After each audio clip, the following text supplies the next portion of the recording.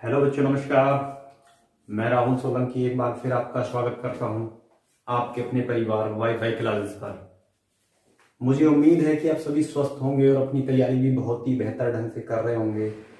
तो चलिए, आज मैं आपके लिए लेकर आया हूं ग्रुप डी और एनटीपीसी के कुछ मिक्सअप क्वेश्चन है मैथ के, और बहुत ही बेहतरीन क्वेश्चन है जिन्हें हम बहुत ही अच्छे तरीके से करने वाले हैं। तो चलिए बच्चे, आज हमारे पास हैं कुछ बहुत ही अच्छे क्वेश्चन हैं और कॉन्सेप्ट भी एकदम बिल्कुल नए हैं। तो चलिए हम करते हैं अपनी तैयारी का एक और आगाज मैथ के साथ, बहुत ही भयंकर क्वेश्चन के साथ। 4 घंटियां क्रमशः 16, 24, 36 और 42 मिनट के अंतराल पर बजती हैं। बहुत पढ़े भी होंगे और करे भी होंगे जिन बच्चों ने थोड़ी बहुत तैयारी जरूर करी होगी। 4 घंटियां हैं मेरे पास बच्चा, 16, 24, 36 और 42 मिनट के अंतराल पर बजती हैं। लो जी, 16, 36, 42 और 24 भी है इसमें। चलो आगे पीछे हो गया, कोई दिक्कत नहीं। 24 मिनट के अंतराल पर बजती हैं। यदि प्रातः 6 बजे एक साथ बजी हैं तो कितने समय के बाद वो दोबारा बजेंगी? ठीक है भाई, मेरे पास है ऑप्शन 842, 964 और 886 और 1008। ये 4 ऑप्शन है, ये क्वेश्चन है। तो नॉर्मल जो बच्चा होता है, इसमें क्या दिक्कत होता है, वो सीधा इसका एलसीएम लेता है, झंझना के जो भी एलसीएम आएगा वो इसका आंसर है, यही करता है। ठीक है, और सिखाया भी उसे यही गया होगा। लेकिन हम कैसे यार कंपटीशन बीट कर पाएंगे सब ये तरीका करेंगे? तो भाई मुझे ये चीज, इसमें एक चीज दिखाई दे रही है कि 16, 36 और 42 और 24। तो मैं एक चीज यहां नोट करके चल रहा हूं कि इसमें 36 आ रहा है। 36 9 से डिविजिबल होता है, तो इनमें से वो संख्या भी 9 से 100% डिविजल होगी। तो देख लेते हैं 9 से कौन से डिविजल है। 9 का डिविजल का रूल क्या होता है कि उन सभी जो संख्या है, उन सभी संख्या के अंकों का योग 9 से हमारा डिविजल होना चाहिए। मतलब 9 से उस संख्या में अंक, जो संख्या है उसके अंकों में 9 से जोड़ने पर जो योग आएगा उसमें भाग चला जाना चाहिए। 8 है, 4 12 और 2 14। ये 14 हो गए, 14 में 9 से भाग नहीं जाता। ठीक है, 6 4 10 और 9 19 में भी भाग नहीं जाता। और 8 8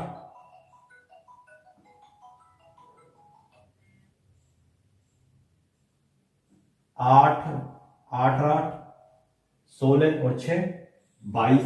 22 में भी 9 से भाग नहीं जाता। 8 है 9। ये एक ऐसी संख्या है जिसके अंकों का योग 9 से डिविजिबल है। तो ना तो ये आंसर, ना ये आंसर, ये हमारा आंसर। तुरंत देखते ही आंसर लगाए। आप कहोगे कि और भी तो संख्या हो सकती है। बिल्कुल हो सकती है मेरे भाई, जो 9 से डिविजन दे देता है। यदि इसमें कोई और भी संख्या होती, कुछ भी होती, तो हमारे पास बहुत सारे कॉन्सेप्ट है। ठीक है, मैं सारे सवाल आपके बिल्कुल जो कॉन्सेप्ट हैं सब लेके आऊंगा। ठीक है, एक भी बचने वाला नहीं है जो हमारे कॉन्सेप्ट से भाग जाए सवाल। ठीक है, तो और भी कोई संख्या हो सकती थी तो उसका भी मेरे पास इलाज था। हमारे पास 16 है, 42 है, 24 है, इनमें भी मेरे पास बहुत ही अच्छे कॉन्सेप्ट हैं जो इन सब में तुरंत देखते ही हम आंसर का पता लगा लेते हैं कि आंसर कौन सा है। भाई अभी तक हमने सब पढ़ा है कि इनका एलसीएम ले लो, आंसर निकाल दो। ऐसे कंपटीशन बीट करेंगे क्या हम? नहीं ना, ऐसे कंपटीशन बीट नहीं होने वाला भाई। 12, 15, 20 तथा 54। 12, देखो हर जगह दूंगा कॉन्सेप्ट। 12, 15, 20, 54 हर जगह कॉन्सेप्ट मिलेगा। 12, 20, 12, 15, 20 और 54 से पूर्णतः विभाजित होने वाली 4 अंकों की सबसे बड़ी संख्या है।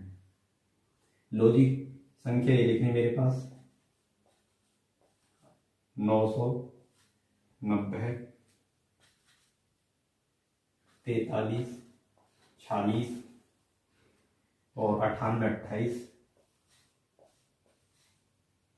और 97 20। ये मेरे पास ऑप्शन आ गए। कितना समय लगता है? मात्र 5 सेकंड। इनसे पूर्णतः विभाजित होने वाली सबसे बड़ी संख्या इनमें से कौन सी है? फिर वही तरीका मेरे पास, एलसीएम। अब की बार तो मेरे पास 36 नहीं है, कोई बात नहीं है। फिर एलसीएम, फिर सबसे बड़ी संख्या छांटो। गए हमारे पास से 2-3 मिनट।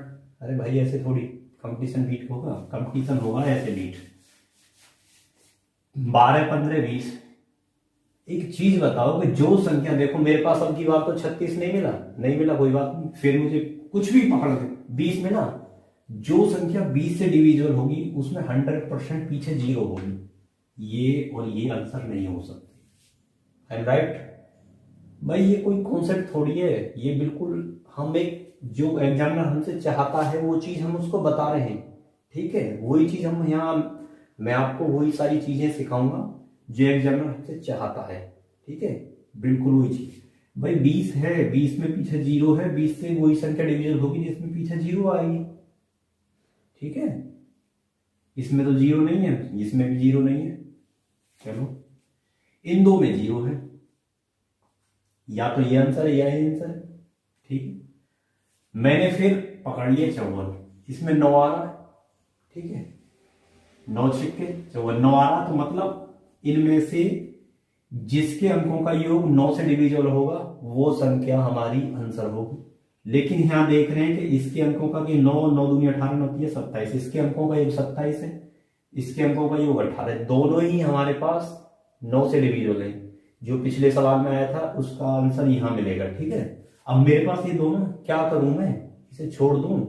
फंस गया? नहीं, फंसा थोड़ी हूं मैं भाई, मेरे पास कॉन्सेप्ट है। ठीक है, मैं इसे एग्जामिनर के चक्कर में फंसने वाला नहीं हूं, मेरे पास कॉन्सेप्ट है। भाई मेरे पास क्या कॉन्सेप्ट है? मेरे पास बार उठा ली, कुछ भी बंदर कुछ भी उठा लूं, क्या होता है इसका? 3 और 4, 4 मल्टीप्लाई 3, 3 तो 9 का चेक कर लिया, 4 से चेक कर लिया। 4 का क्या होता है डिवीजन? 4 का ये होता है जिस संख्या के 2 अंक पिछले 4 से भाग हो जाए, पिछले 2 अंकों में 4 से भाग हो जाए, वो अंक 4 से डिवीजन होती है। 90 4 से भाग 4 जाता है? नहीं जाता ना, 90 4 से भाग थोड़ी जाता है। तो ये हमारा आंसर नहीं, आंसर इतनी देर लगती है हमको आंसर देने में। ठीक है, क्यों हम इतना लंबा सब क्वेश्चन को खींचे? क्यों पागल हो, एलसीएम लें, ये करें वो करें? अरे भाई नहीं करना ना हमको, हमें एग्जामिनर का माइंड पढ़ना है और आंसर खटाखट देंगे। जीके के जितने टाइम में आप मैथ को करना सीखोगे मेरे साथ। ठीक है, और एग्जाम्पल में ये सब अपने पास से नहीं, आप ये आरआरबी एनटीपीसी का है क्वेश्चन है, और 18 जनवरी 2000 का प्रैक्टिस सेट उठा के देख लेना, सभी वहीं से क्वेश्चन है। ग्रुप डी के और एनटीपीसी के, रेलवे के सारे क्वेश्चनों का मिक्स देते हैं। ठीक है, चलो जी अगले क्वेश्चन की तरफ बढ़ते हैं। मेरे पास अगला क्वेश्चन है, 135 छात्रों की एक कक्षा में लड़कों की संख्या लड़कियों की संख्या से 2 गुनी है। चलो भैया, वार्षिक परीक्षा में 1/6 लड़के तथा 1/3 लड़कियां अनुत्तीर्ण हो गई, तो उन छात्रों का प्रतिशत ज्ञात कीजिए जो परीक्षा में पास हुए। फंसाने की कोशिश कर रहा है ना? बिल्कुल, हम फंसने वाले थोड़ी हैं एग्जाम की, इसमें जान लें। 135 स्टूडेंट है हमारे पास, लड़के 2 गुने हैं, ये भैया बॉयज 2 गुने हैं, गर्ल से ये 2 गुने हैं। परीक्षा में, वार्षिक परीक्षा में 1/6 लड़के और 1/3 लड़कियां फेल हो जाती हैं। 1/6 लड़के और 1/3 गर्ल फेल हो जाती हैं। तो पास होने वाले छात्रों का परसेंटेज बताना है। आंसर क्या है? 75%, 71.45%,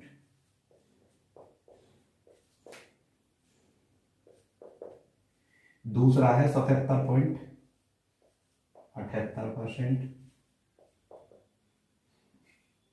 81.23%।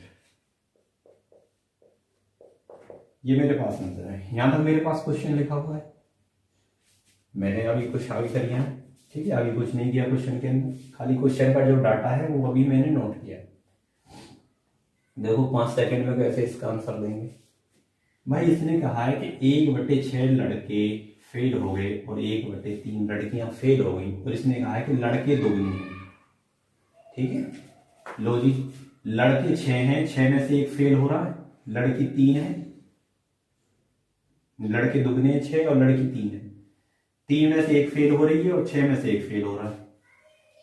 तो लो जी, पास कितने हो रहे होंगे? 6 में से एक फेल हो रहा है तो 5 पास हो रहे होंगे मेरे पास, और 3 में से एक लड़की फेल हो रही है तो 2 पास हो रहे होंगे। ठीक है, एंड राइट, इसकी कोई जरूरत नहीं है हमारे पास। 7 लड़के पास हो रहे हैं, 7 लड़के और लड़कियां पास हो रहे हैं, जिसमें 5 लड़के और 2 लड़कियां हैं। कितने में से? 6 और 3 9 लोगों में से। ठीक है, 9 लोगों में से 7 पास हो रहे हैं, तो हम क्या बता सकते हैं इसका आंसर? 7/9। और आपको पता होगी कि 1/9 का मतलब क्या होता है? 11.11। 1/9 का मतलब यही तो होता है, परसेंटेज में पढ़ा होगा आपने, ये होता है इतना %। और 7 की मल्टीप्लाई तो 11 सत्ते 77, 77.77%। ठीक है, ये आ गया आंसर।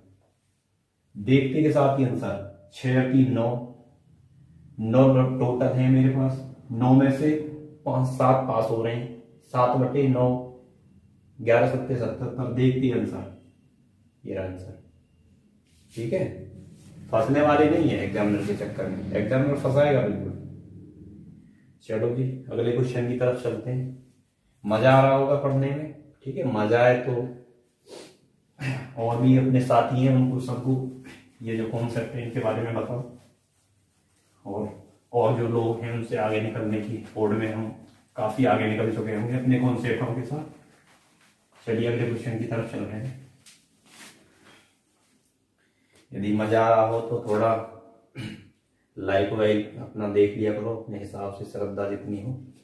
2 धनात्मक पूर्णांकों का योगफल 42 तथा अंतर 4 है, तो उनका गुणनफल लो जी।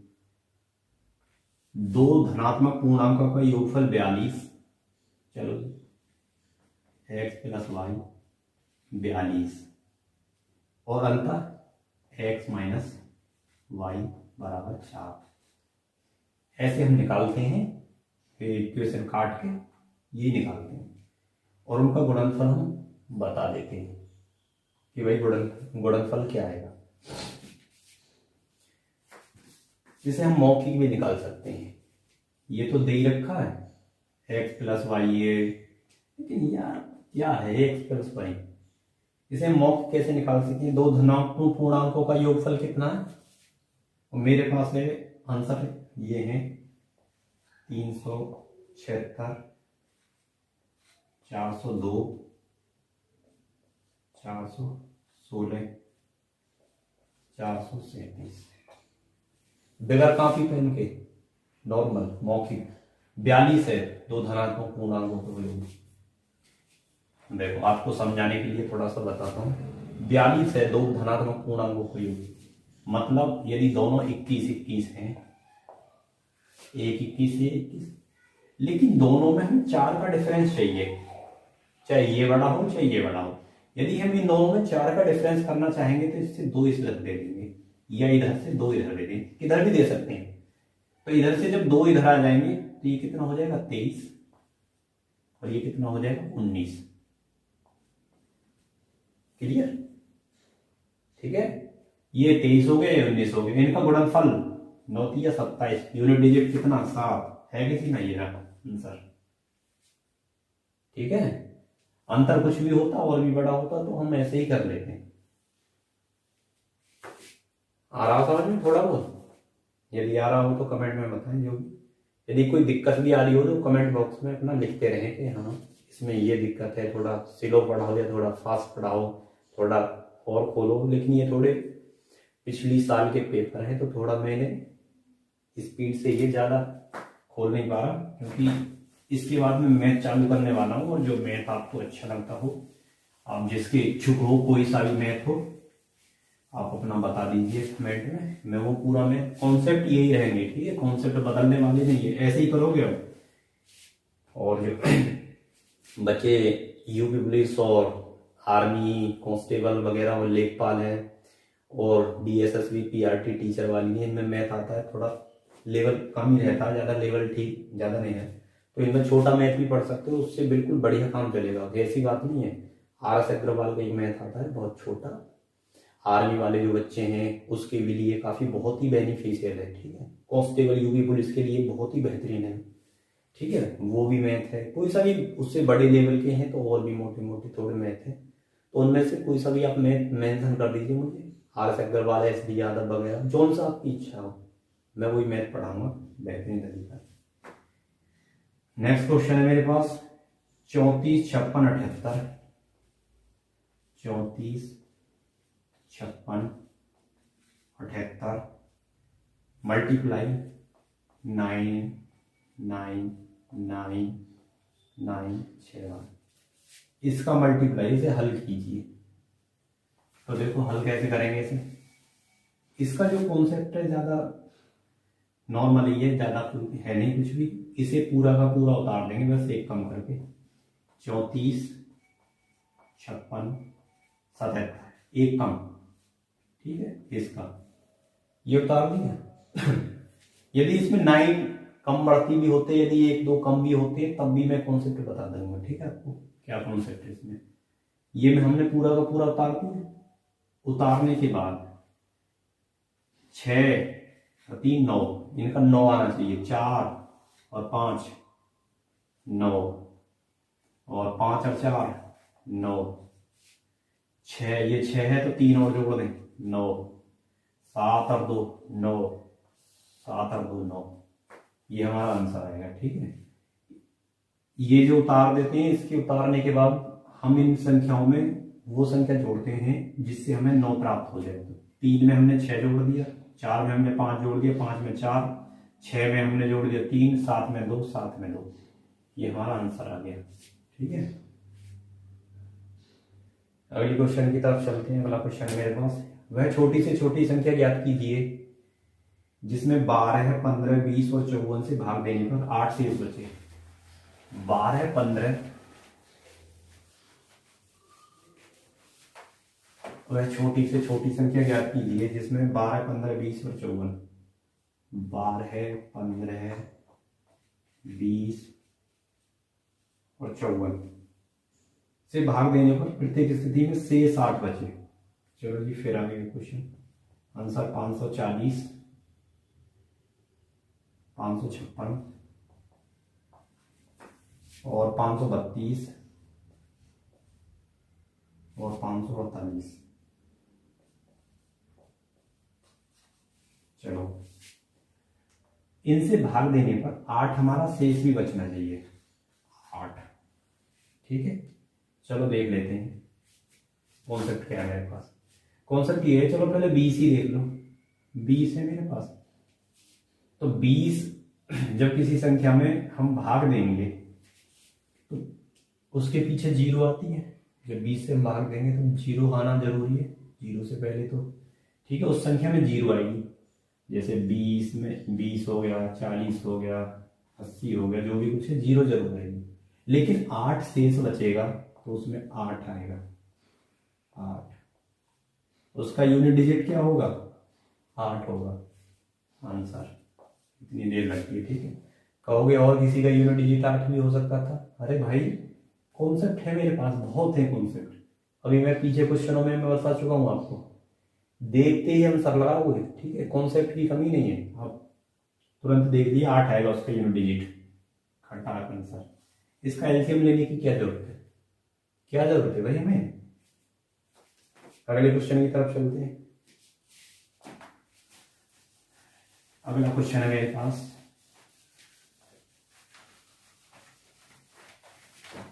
अगला क्वेश्चन है 51, 98, 41, 51, 98, 41, इसका वर्गमूल निकालना है। वर्गमूल का क्वेश्चन मैं आपको पिछली क्लास में भी करवा चुका हूं, वर्गमूल निकालना है। आंसर है मेरे पास 721, 629 और 631 और 731, ठीक है।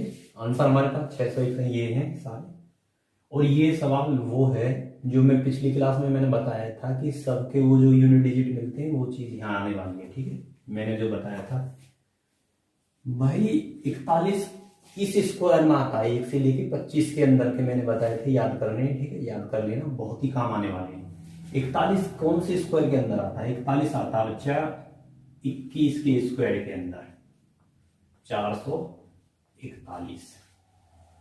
ठीक है, तो मुझे समझ में आ गई कि 41 21 के अंदर आता है।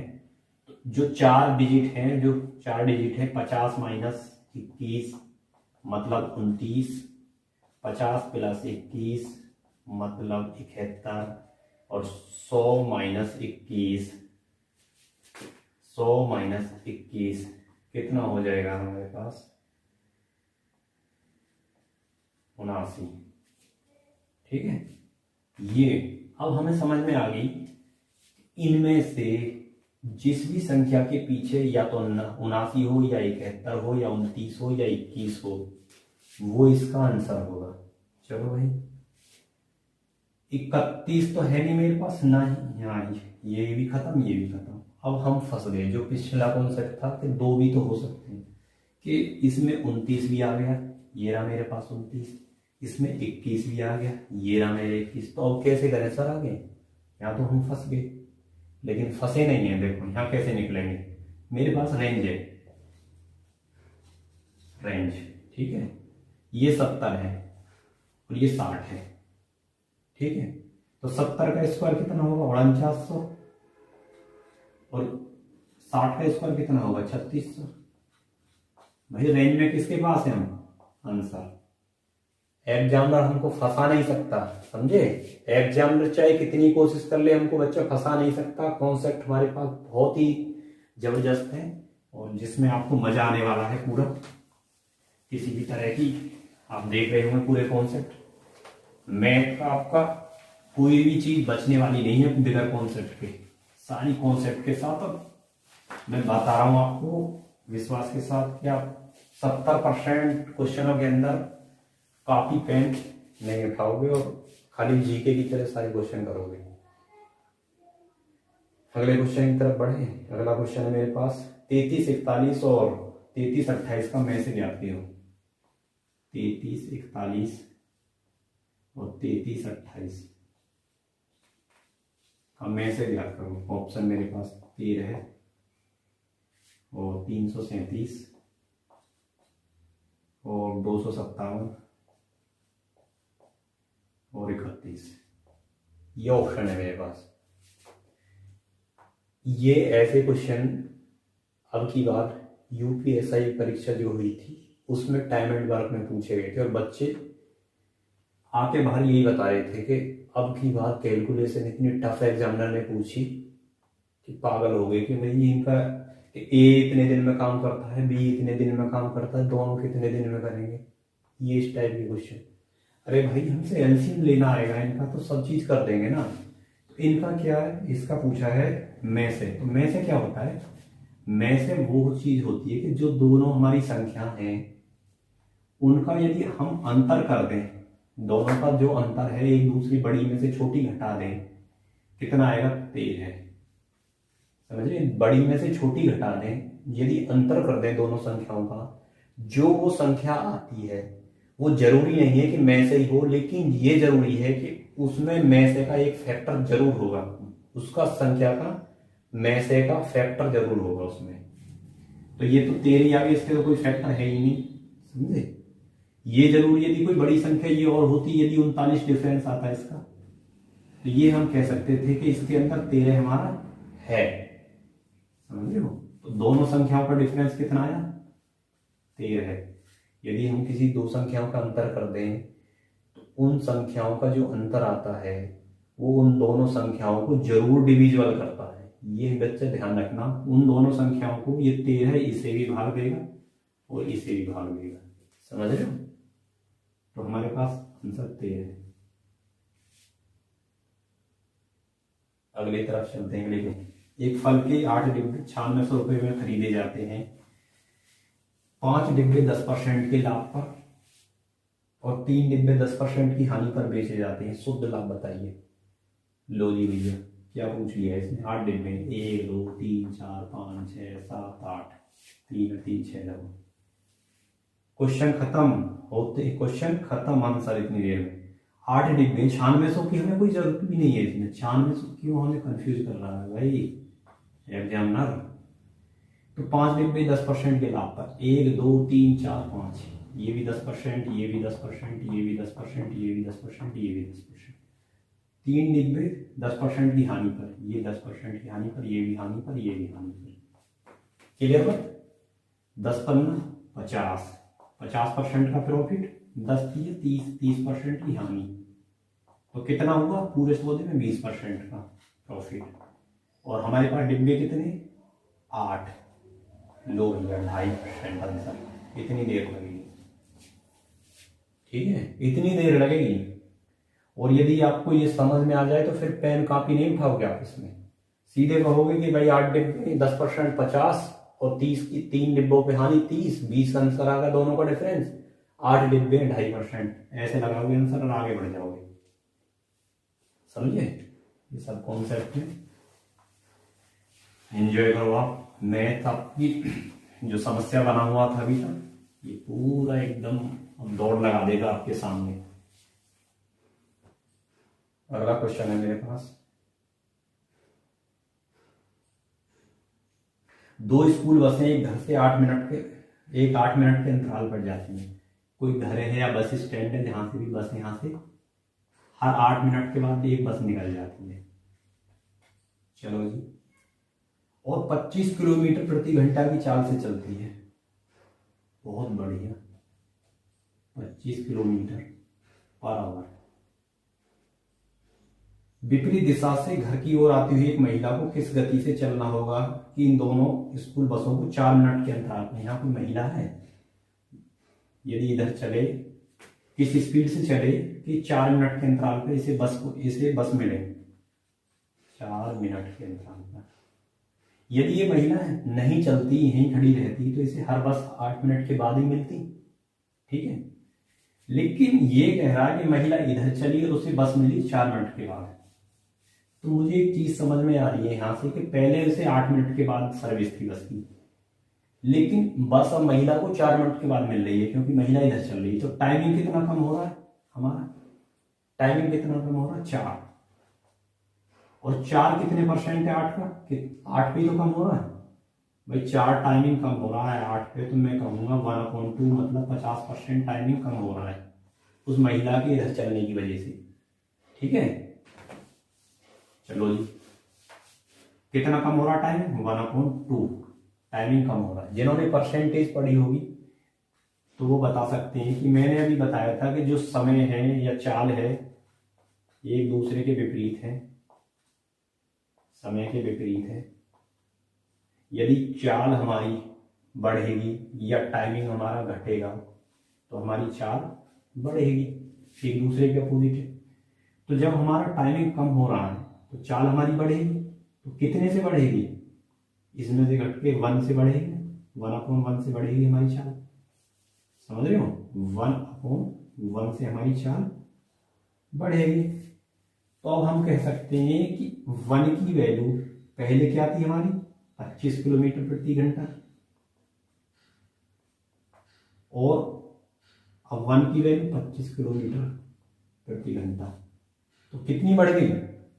तो हम कह सकते हैं कि महिला को 25 किलोमीटर पर आवर चलना होगा जिससे उसे बस 4 मिनट के अंतराल पर मिले। थोड़ा समझ में कठिन आया होगा लेकिन दिक्कत ना लें किसी भी तरह की। मैंने एक क्वेश्चन इसी में और डाला आगे, इसी टाइप का है, वो अभी आएगा, ठीक है। उसके बाद बिल्कुल समझ में आएगा। भाई टाइमिंग हमारा कम हो रहा है, 50% कम हो रहा है। चलो अब इसको हटा के मौखिक करने की कोशिश करते हैं। मेरे पास बच्चा टाइमिंग कितना कम हो रहा है? 50%, ठीक है। 50% कम हो रहा है टाइमिंग। हम 50% टाइमिंग कम करने के लिए क्या करते हैं? चाल को डबल कर देते हैं। डबल ही तो हुई, 25 महिला की और 25 बस की, तो डबल ही तो हुई। तो हम कह सकते हैं कि 25 महिला की, 25। ये बात समझ में? इसे हम मौखिक भी कर सकते थे कि भाई टाइमिंग हमारा आधा हुआ तो चाल हमारी डबल होगी क्योंकि एक दूसरे के अपोजिट है। चाल डबल होगी। चाल डबल कैसे होगी? 25 तो बस चल रही है और 25 महिला चलेगी, तभी तो डबल होगी। ठीक है, तो मौखिक भी दे सकते थे इसका आंसर, लेकिन ये थोड़ा ऐसे बताने में मुश्किल से, जिन्होंने परसेंटेज नहीं पढ़ी होगी थोड़ा दिक्कत मान रहे होंगे कि परसेंटेज में घटने बढ़ने में गया। ठीक है, सबसे पहले मैं मैथ में परसेंटेज ही चालू करने वाला हूँ और परसेंटेज के साथ ही शुरुआत करेंगे हम अपने मैथ की। और परसेंटेज का बहुत ही ज़्यादा यूज़ हम पूरे मैथ में करने वाले हैं। तो चलिए अगले सवाल की तरफ हम चलते हैं।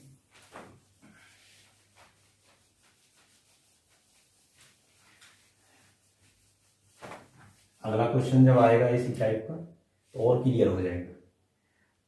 3√5 और 2√8 और 4√6 ये है। इसका हमसे ऑर्डर लगवा रहा है अवरोही क्रम में, समझे?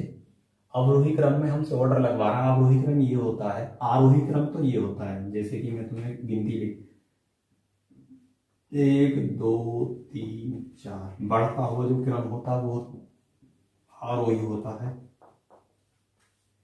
और जो घटता हुआ क्रम होता है 4 3 2 1, जो क्रम घटता हुआ होता है वो होता है अवरोही। ठीक है बच्चा, समझ में आ रही है ये चीज? तो हमसे ये तो हम इजीली लिख लिए कि इसमें अवरोही, लेकिन इसमें बताना है कि हमें अवरोही क्रम में लगाना है घटते हुए क्रम में। तो इनको कैसे लगाएं? तो इसे हम लिख सकते हैं, इसे अंदर ले जाओ, इसके अंदर ले गए तो इसे हम लिख सकते हैं 15, इसे अंदर ले गए, नहीं 15 नहीं 45, सॉरी, ये 3 अंदर जाएगा तो 9 हो जाएगा ना, तो 9 पर 9 45, ये 2 अंदर हो जाएगा तो 4 हो जाएगा, 4 अट्ठे 32, और ये 4 अंदर हो जाएगा इसके तो ये 16 हो जाएगा, ये हो जाएगा 96। ये अब हम अवरोही क्रम में, अब सबसे बड़ा कौन सा है? ये सबसे 1 नंबर पे ये आएगा, फिर उससे छोटा कौन सा है? 2 नंबर पे ये आएगा, तीसरे नंबर पे ये आएगा। ये हम अवरोही क्रम में लिख देंगे। इन्हें कैसे लिखेंगे? सबसे बड़ा 4√6, फिर उसके बाद में हम ये 45 वाला 3√5, फिर उसके बाद में 2√8। समझ गए? ठीक है, इसमें किसी को कोई दिक्कत हो तो बताएं। चलो आगे बढ़ते हैं अगले क्वेश्चन की तरफ। मूर्ति एक योजना में 16,000 निवेश करती है और परिपक्व होने पर उसे कितनी धनराशि प्राप्त होगी यदि यह धनराशि 9 महीने के लिए 20% वार्षिक की ब्याज दर पर निवेश की है और ब्याज तिमाही संयोजित है। बहुत बढ़िया है। एक चीज बताओ बच्चा कि एक पूरी साल के अंदर 12 महीने होती है और कितनी तिमाही होती है पूरी साल के अंदर? बताइए आप। तिमाही कहते हैं 3 महीने को, 1 तिमाही, 2 तिमाही, 3 तिमाही, 4 तिमाही, 3 3 3 3, 12 महीने की हो गई। तो तिमाही कहते हैं 3 महीने के लिए, और ये हमारे पास कितनी है?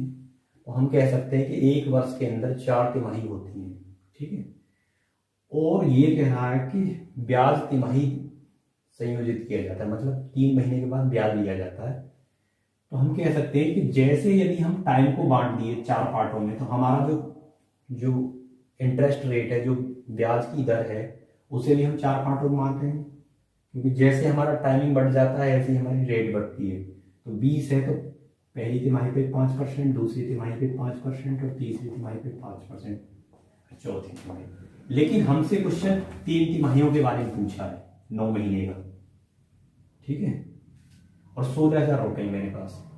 तो देखो एक तो तरीका मेरे पास बच्चा ये है, जैसे पढ़ा भी होगा आपने, 16,000 रुपये हैं, ऐसे निकाल दिया कि भाई पहली तिमाही के लिए 5% ब्याज, तो 10% 1600 होता है 16,000 पर, और 5% कितना होगा? 800। ठीक है, फिर इस पे निकाल दिया 800, 5% ऐसे जो निकालते हैं, फिर इस पे निकाल दिया 5%। जब पहली साल का, एक पहली तिमाही का निकला 800, जब दूसरी का निकला था तो पहली पे भी 5% लगेगा, तो इसका पहली का 5% कितना? 40 रुपये। ठीक है, जब तीसरी तिमाही पर ब्याज लगेगा तो इस पे भी 40 रुपये लगेगा, 5%, इस पे भी 40 रुपये लगेगा 5%, और इस पे भी 5% लगेगा 2 रुपये। ये हमारा ब्याज आ गया। एक तरीका तो ये है हमारे पास, ठीक है। लेकिन ये थोड़ा टाइम टेकन है, ठीक है। इससे भी हम फास्ट करने की कोशिश करेंगे, इससे भी हम फास्ट जा सकते हैं। ये अपने कॉन्सेप्ट बिल्डअप कर ले। देखो 16,000 रुपये मेरे पास, 16,000 रुपये, ठीक है। 5% है। 16,000 का 5% कितना होता है बच्चा? 800 रुपये, ठीक है। ये 5% है। ये पहली तिमाही हो गई। फिर इसका 5% कितना? 40 रुपये निकलेगा। 5% 40 रुपये निकलेगा, और इसका 5% 2 रुपये निकलेगा। समझे? 5% कितना निकलेगा इसका? 2 रुपये, ठीक है। तो 3 चौक 12, 120 रुपये, और इसका 2 रुपये। तो कितना हो जाएगा? 2522, 2522, और 2522 16,000 में जोड़ देंगे तो 18,522 हमारा आंसर आ गया। 18,522, ठीक है भाई। इसमें हम क्या करेंगे? सीधा 5% निकालेंगे। 16,000 का 5% कितना? 800, फिर 5%, फिर इसका 40 रुपये, फिर 5% 2 रुपये, 331 के इसमें बड़ा करके तुरंत आंसर। अगला क्वेश्चन है मेरे पास। 4 वर्ष के लिए 5,000 रुपये तथा 5 वर्ष के लिए 4,000 रुपये।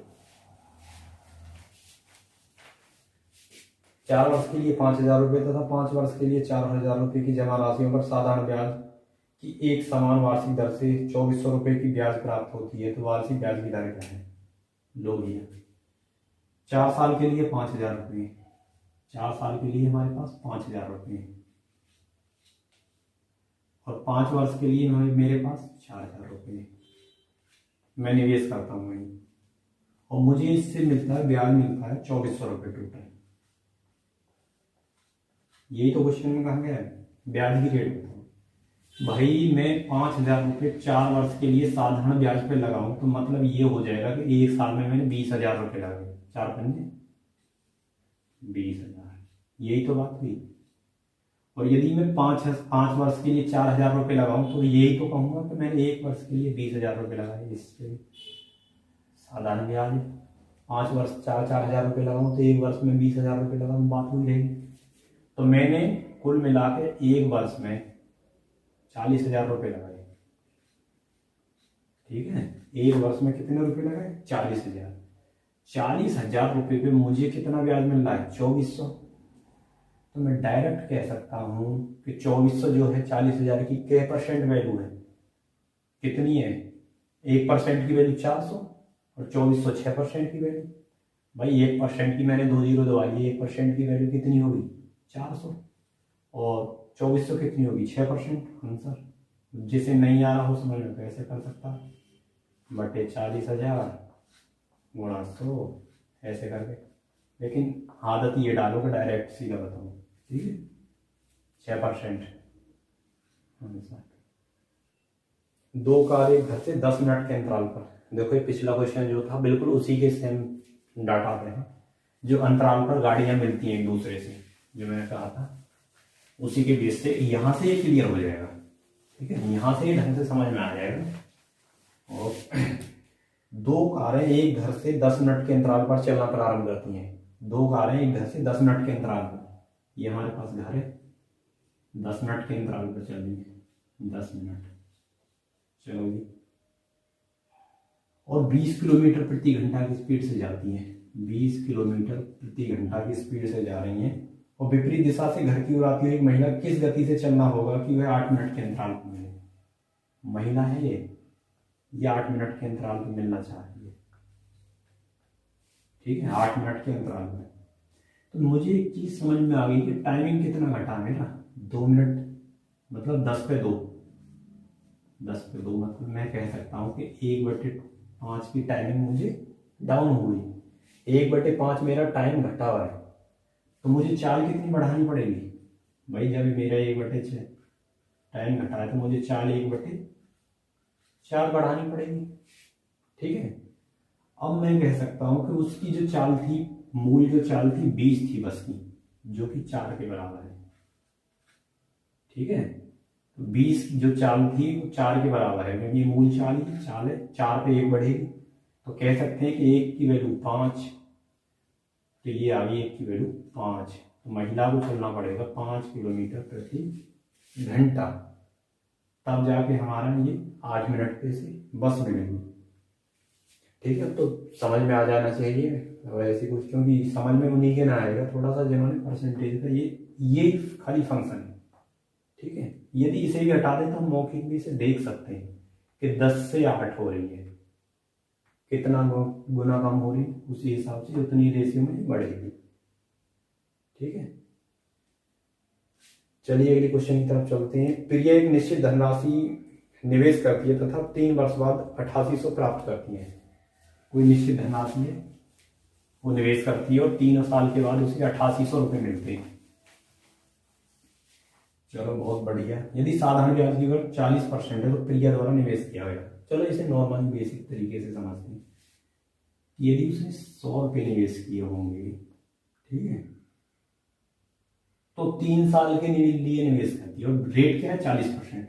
पहली साल उसे 40 रुपये मिले होंगे, 40% रेशियो 100 पे 40 मिले होंगे, यही तो इसका मतलब हुआ। दूसरी साल के साधारण ब्याज हमेशा हर स्थिति में बराबर रहता है। ठीक है, कितने साल के लिए निवेश हो, चाहे 100 साल के लिए भी निवेश हो, तो हर बार 40 ही मिलेगा, ब्याज पे ब्याज नहीं लगता। ठीक है, तो तीसरे साल भी 40 रुपये मिले होंगे।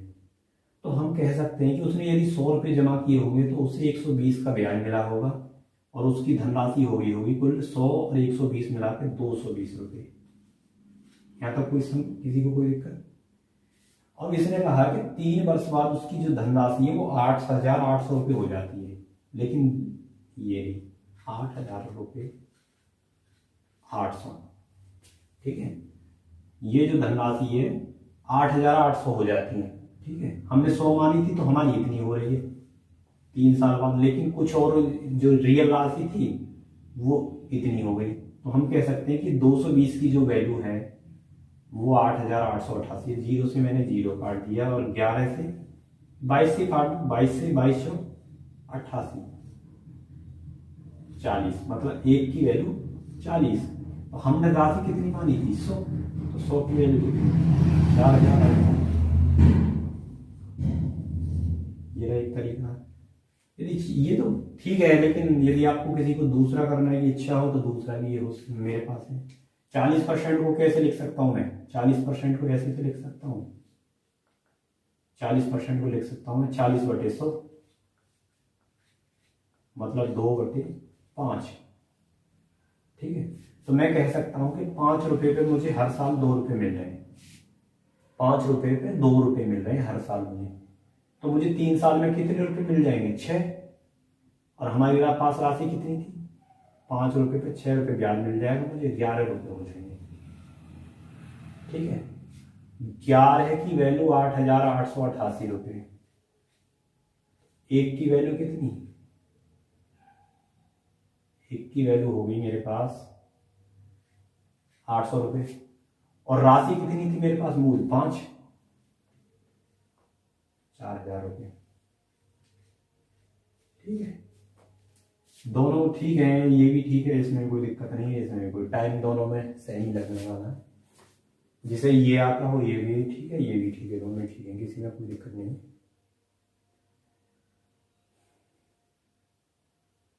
तो चलिए बच्चों, आज के लिए इतना ही काफ़ी है। फिर मिलते हैं नेक्स्ट क्लास में आपसे, और अपनी तैयारी लगातार करते रहिए। और हम हैं आपके साथ, तो मैथ में तो किसी तरह की आपको कोई दिक्कत लेने वाली बात है ही नहीं। और आप ज़्यादा से ज़्यादा बच्चों को जोड़िए साथ में और इस मैथ का आनंद लीजिए पूरी तरह से। कॉन्सेप्ट सारे आप देख रहे होंगे नए हैं, बस ये हो सकता है कि थोड़ा बहुत आपके ऊपर से जंप कर रहे हो क्वेश्चन, क्योंकि मैं समझ सकता हूँ कि थोड़ी मैं फास्ट करा रहा हूँ, क्योंकि इसलिए फास्ट करा रहा हूँ कि इन क्वेश्चनों को खत्म करने के बाद मैं तुरंत मैथ की बुक लेके आ रहा हूँ। आप मुझे मेंशन कर दीजिएगा कमेंट में, वही बिल्कुल डीप पढ़ाऊंगा, खोल के पढ़ाऊंगा। उसमें नहीं हो सकता कि आपके सर से जाए। चाहे आपको बिल्कुल भी मैथ नहीं आता, मेरा वादा है, मैं आपसे वादा करता हूँ कि आपको कि बिल्कुल भी मैथ नहीं आता, मैं बिल्कुल जीरो समझ के पढ़ाऊंगा, फिर भी आप मैथ में बहुत अच्छा स्कोर करोगे। तो चलिए फिर आपका दिन शुभ हो, मिलते हैं अगली क्लास में। नमस्कार सभी को।